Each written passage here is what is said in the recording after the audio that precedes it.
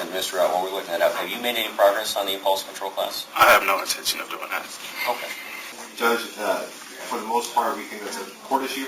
So if the court feels that there's anything to correct, we really don't have a position on it.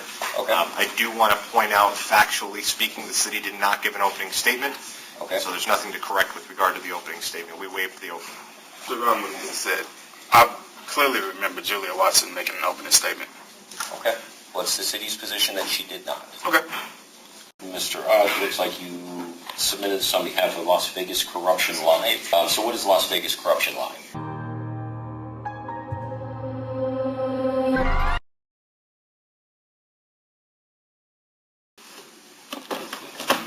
Oh, there we go.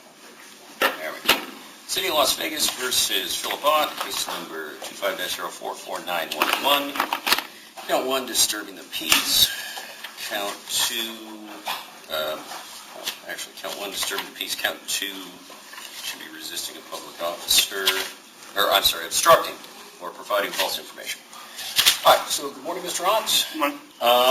It looks like you filed some additional documents Monday morning. So we've got a couple of things that you filed that are pending. I also scheduled this on calendar because you had some concerns about clarification on the sentence. However, in the meantime, you've perfected your appeal.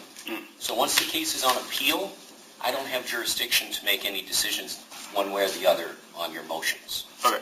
So right now, the case is up in front of the district court. Once they've made a decision whether they grant the appeal or not, they'll send it back down here. So when it comes back to municipal court, then we get jurisdiction again to consider your motions. Okay. So I can't consider anything you file while the case is pending in district court. Okay. Okay? Am I able to withdraw that appeal and just bring it back here You're immediately? going to have to do that in district court. Sure. So I can't do anything while the case is up there. Okay. All right? All right, I get it withdrawn today. Thank you. Whatever you need to do up there, they'll send it back to us. When they send it back to us, they'll give us another court date. Yes, sir. All right? Sounds great. So like I said, we're all set for this morning. I am in receipt. Everything's been filed. Once it comes back, then we can address where we're going from there. Sounds great. Thank you. You're welcome. And actually, I'm sorry, Mr. Rudd, I did give you, looks like January 5th was the return court date here. Yes, sir. So it is still on calendar in this court for January 5th. Okay. But again, we can't do anything substantive until the appeal stuff is resolved. So we'll still need to see you on the 5th. Okay. But we're not going to do anything that day other than see where the appeal's at. Okay. Okay. Sounds good. Thank you. You're welcome.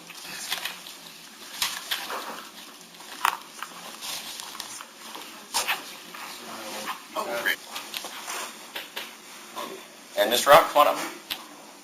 Mr. Rock, come on up. City of Las Vegas versus Philip Ott, case number 25-044911, disturbing the peace. All right. City, are you in receipt of the motion to correct, complete, and authenticate the court record? I am, Judge. Okay. And I am not in receipt of an opposition from your office. What is your office's position? Judge, for the most part, we think it's a court issue. So if the court feels that there's anything to correct, we really don't have a position on it. Okay. I do want to point out, factually speaking, the city did not give an opening statement. Okay. So there's nothing to correct with regard to the opening statement. We waived the opening. Got it. All right. So, Mr. Ott, I think we went over this last time. You filed some motions post-conviction. The case law is well established that I don't have jurisdiction to make any rulings once you've perfected your appeal.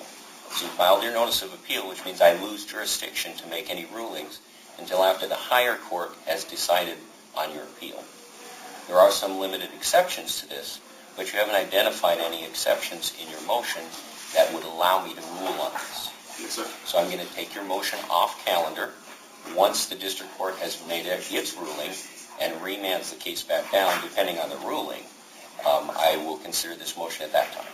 Okay. I have a question. Yes. Just regarding what you said, I clearly remember Julia Watson making an opening statement.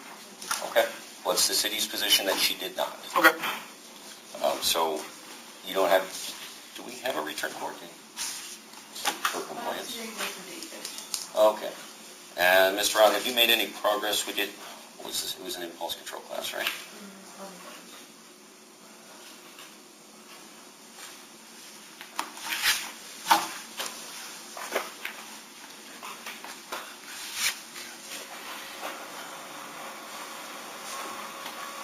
with Mr. Out while we're looking that up. Have you made any progress on the impulse control class? I have no intention of doing that.